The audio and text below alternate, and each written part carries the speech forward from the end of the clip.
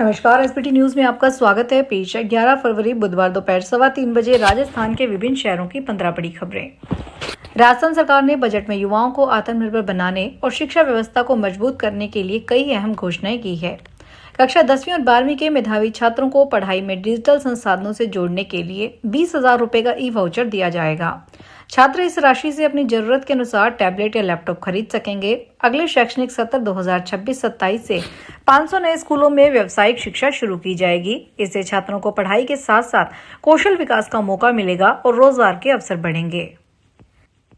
केंद्र सरकार ने राष्ट्रगीत वंदे मातरम को लेकर नए दिशा निर्देश जारी किए हैं। गृह मंत्रालय के आदेश के अनुसार अब सरकारी कार्यक्रमों, सरकारी स्कूलों के आयोजनों या अन्य औपचारिक आयोजनों में वंदे मातरम बजाया जाएगा। इस दौरान उसके सम्मान में हर व्यक्ति का खड़ा होना अनिवार्य होगा। मीडिया रिपोर्ट्स के मुताबिक अगर राष्ट्रगीत और राष्ट्रगान को एक साथ गाया या बजाया जाता है तो वंदे मातरम पहले बजेगा और इस दौरान गाने या सुनने वालों को सावधान मुद्रा में खड़ा रहना होगा ताकि सम्मान और राष्ट्रीय भावना का स्पष्ट संदेश मिले। चूरू के तारानगर पुलिस ने एक ट्रक में अवैध रूप से ले जाए जा रहे 14 ऊँटनियों को जब्त कर 3 जनों को गिरफ्तार किया है। पुलिस के मुताबिक तारानगर निवासी गौ सेवक बाबूलाल जांगेड़ व छोटू राम स्वामी ने पुलिस को सूचना दी है कि एक ट्रक में अवैध रूप से ऊँटों को भरकर उन्हें काटने के लिए उत्तर प्रदेश की तरफ ले जाया जा रहा है। सूचना मिलने पर पुलिस ने साहवा सर्किल पर नाकाबंदी कर दी है। नाकाबंदी के दौरान साहवा की तरफ से एक ट्रक आया। पुलिस ने जब ट्रक को रुकवाकर जांच की तो ट्रक में 14 ऊँटों को ठूंस कर भरा हुआ था।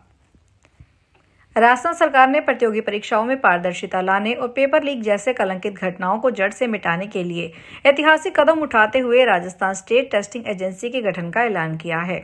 पिछले कुछ वर्षों में पेपर लीक की घटनाओं ने युवाओं के मनोबल को प्रभावित किया था, लेकिन बजट भाषण के दौरान वित्त मंत्री ने स्पष्ट किया कि सरकार के कठोर कदमों से अब प्रदेश में शुचिता का वातावरण बना है। उन्होंने कहा कि हमारी सरकार युवाओं को सपनों के साथ खिलवाड़ बर्दाश्त नहीं करेगी। इसी क्रम में केंद्र की नेशनल टेस्टिंग एजेंसी की तर्ज पर अब राजस्थान अपनी स्वयं की स्टेट टेस्टिंग एजेंसी स्थापित करेगा। अलवर के राठनगर के सामने रेलवे ट्रैक पर रात को बड़ा हादसा होते होते टल गया। यहां किसी अज्ञात व्यक्ति ने ट्रैक पर सरिये डाल दिए। जब ये सरिये रेलगाड़ी से भिड़े तो ट्रेन चालक ने इमरजेंसी ब्रेक लगाकर ट्रेन को रोका। इसके बाद आरपीएफ, जीआरपी और रेलवे के अधिकारी मौके पर पहुंचे। इस दौरान मालगाड़ी को 30 मिनट तक रोकना पड़ा। यह मालगाड़ी मथुरा से रेवाड़ी जा रही थी। रेलवे सूत्रों के अनुसार डबल फटक ओवरब्रिज का निर्माण किया जा रहा है। थाईलैंड की राजकुमारी प्रिंसेस सिरवन्नारी नारी रत्ना राजकन्या की जोधपुर विजिट यादगार रही। उन्होंने सोशल मीडिया पर तस्वीर भी शेयर की। उम्मेद भवन पैलेस और रास हवेली में खींची गई उनकी तस्वीरें आकर्षण का केंद्र रही। भारतीय परिधान साड़ी में राजकुमारी का खुशनुमा अंदाज खासा चर्चा में रहा। उन्होंने पोस्ट शेयर करते हुए कहा, भारतीय सांस्कृतिक संबंधों का यह एक उत्सव है। साड़ी भारत की पारंपरिक पहचान है। राजस्थान में विशेष गहन पुनरीक्षण प्रक्रिया अब अंतिम दौर में पहुंच गई है। भारत निर्वाचन आयोग ने स्पष्ट किया है कि 14 फरवरी 2026 को पूरे राज्य में मतदाता सूचियों का अंतिम प्रकाशन होगा। इस दिन फाइनल वोटर लिस्ट जारी होने से यह पूरी तरह स्पष्ट हो जाएगा कि कुल कितने वोटर बचे हैं, कितने नाम स्थायी रूप से कटे हैं और कितने नए जुड़े हैं। ड्राफ्ट लिस्ट के बाद दावे आपत्तियों के निस्तारण के बाद यह अंतिम स्थिति होगी, जिससे चुनावी तैयारियां तेज होगी। नाम कटने या कटवाने को लेकर 1,06,000 से अधिक आपत्तियां दर्ज हुई, जबकि नए नाम जोड़ने या सुधार के लिए 10,25,000 से ज्यादा दावे आए हैं। डूंगरपुर की शास्त्री कॉलोनी में बुधवार सुबह एक बड़ा हादसा होते होते टल गया। बजरी से भरा एक ओवरलोड ट्रक पूर्व पार्षद नीलम श्रीमाल के मकान में घुस गया। इस हादसे में घर की दीवार और पिल्लर पूरी तरह क्षतिग्रस्त हो गए। वहीं सड़क से गुजर रही एक महिला भी इसकी चपेट में आकर घायल हो गई। बुधवार सुबह कॉलोनी के ढलान पर चढ़ते समय बजरी से भरा ट्रक अचानक पीछे की ओर लुढ़कने लगा। ड्राइवर वाहन पर नियंत्रण खो बैठा और ट्रक पूरी रफ्तार के साथ मकान की दीवार तोड़ते हुए अंदर जा घुसा। देश भर के प्रमुख बैंक संगठनों ने अपनी विभिन्न मांगों के समर्थन में एक दिन की देशव्यापी हड़ताल की घोषणा की है। हालांकि रिजर्व बैंक के आधिकारिक कैलेंडर में कल कोई सार्वजनिक अवकाश नहीं है, लेकिन कर्मचारियों के काम पर न आने की वजह से बैंकिंग सेवाओं में बाधा आ सकती है। बैंकों की प्रमुख यूनियनों ने केंद्र सरकार के नए श्रम नियमों के विरोध में यह कदम उठाया है। कर्मचारियों का तर्क है कि ये नए नियम उनके हितों के खिलाफ है। इसके साथ ही बैंक कर्मी लंबे समय से हफ्ते में केवल 5 दिन काम की सुविधा लागू करने की मांग भी कर रहे हैं। इसी खींचतान के चलते यूनियनों ने 12 फरवरी को विरोध प्रदर्शन का फैसला लिया है। राजस्थान की भजनलाल सरकार ने पेयजल संकट के समाधान और आमजन को राहत पहुंचाने की दिशा में एक बड़ा कदम उठाया है। आगामी ग्रीष्म ऋतु को ध्यान में रखते हुए सरकार ने बीसलपुर बांध परियोजना के सुदृढ़ीकरण और नए बुनियादी ढांचे के विकास के लिए 650 करोड़ रुपए बजट का प्रावधान किया है। राजस्थान बजट में इस योजना के तहत सूरजपुर से 400 रुपए की नई ट्रांसमिशन लाइन बिछाई जाएगी।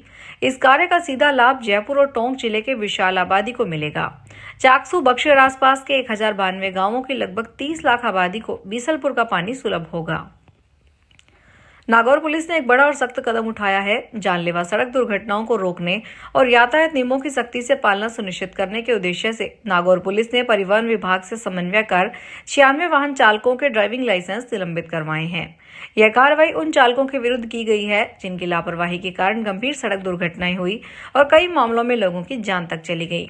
जांच में सामने आया है कि संबंधित वाहन चालक तेज गति, लापरवाह ड्राइविंग, यातायात नियमों की अनदेखी तथा असावधानी के चलते दुर्घटनाओं के लिए जिम्मेदार पाए गए हैं।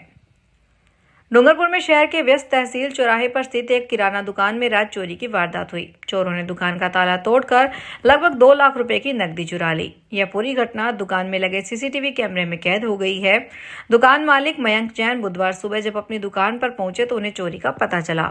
दुकान की शटर का ताला टूटा हुआ था और अंदर का सामान बिखरा पड़ा था।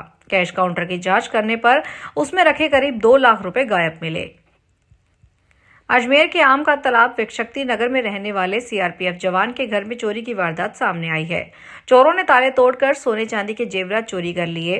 पीड़ित जवान का परिवार उससे मिलने के मध्य प्रदेश गया हुआ था। इसी बीच चोरों ने वारदात को अंजाम दिया। पीड़ित को पड़ोसी पुजारी की ओर से चोरी की जानकारी दी गई। जवान की शिकायत पर अलवरगेट थाना पुलिस ने मुकदमा दर्ज करके जांच शुरू कर दी है।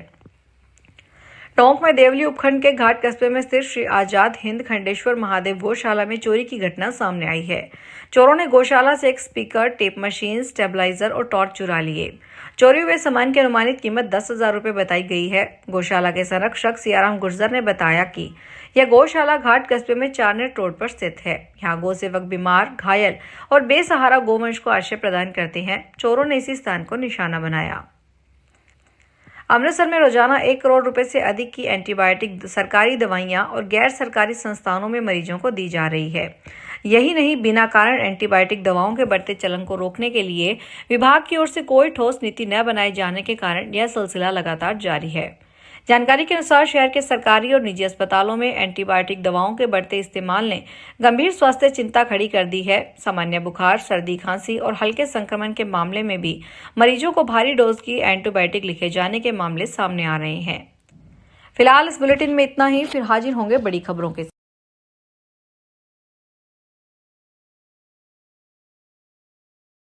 अगर आप भी अपने आसपास की छोटी बड़ी और महत्वपूर्ण खबरों से अपडेट रहना चाहते हैं तो सब्सक्राइब कीजिए हमारे चैनल एसपीटी न्यूज को और प्रेस कीजिए बेल आइकन पर।